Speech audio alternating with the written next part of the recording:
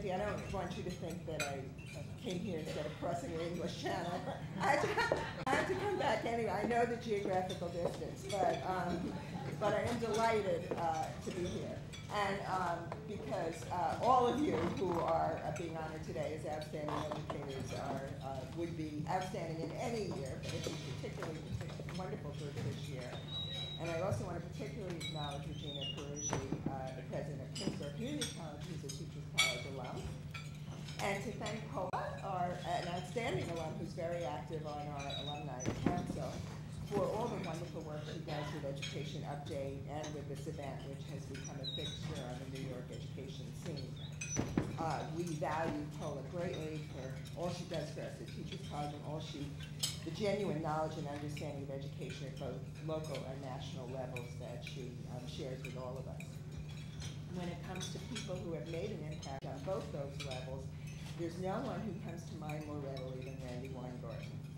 It is my pleasure to introduce to you today. I had a chance to reflect on Randi's accomplishments just last year in May 2008 when we awarded her our highest honor at Teachers College, our Medal for Distinguished Service at our commencement exercises.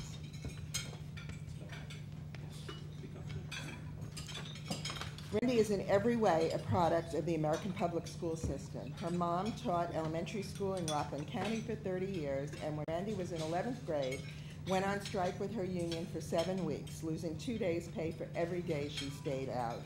Clearly, the apple doesn't fall far from the tree. Randi herself taught history for many years at Clara Barton High School in the Crown Heights section of Brooklyn, where her students won several state and national awards debating constitutional issues. Prior to that, she has served as a legislative assistant for the Labor Committee of the New York State Senate, as a lawyer for Stroop and Levan, where she handled arbitration cases on behalf of the United Federation of Teachers, and as an adjunct instructor at the Cardozo School of Law.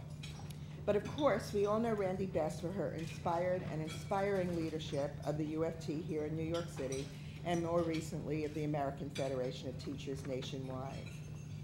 After serving as counsel to UFT President Sandra Feldman, Randi has since led the organization through a period of dramatic growth in which the salaries of UFT represented public school employees have increased by 43%.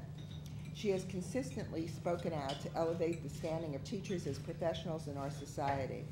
And through the creation and enhancement of more than 350 school-based UFT Teacher Center sites, she has significantly improved teachers' career paths and professional development. In her advocacy for teachers, Randi has always made clear that students are the primary focus of the New York City public school system. Indeed, she has made the UFT a major source of student scholarships, as well as a go-to resource for after-school homework help for thousands of students. The UFT worked closely with parents and community leaders during the 13-year battle to bring additional funds to city schools, and Randi personally led a protest in Albany for which she was duly arrested. Under her leadership, UFT also championed a condition of the final package awarded by the state legislature that calls for a significant reduction in class sizes. And she has established the UFT as a public charter school operator in New York City, proving flexibility when it comes to meeting student needs.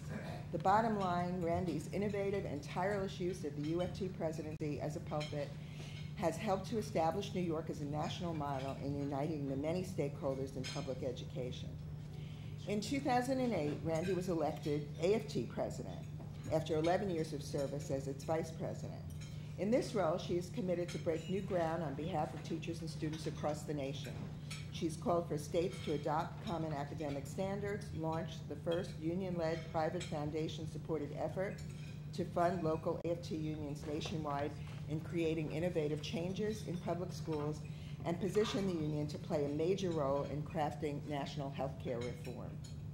I will just close to say that I'm particularly gratified to have the opportunity to introduce Randi today, because she has recently promoted a cause that's dear to our hearts at TC, and that is in advocating for community schools, a concept where the school serves as a point of delivery for healthcare, family support, and a range of other services that can level the academic playing field for kids from disadvantaged circumstances.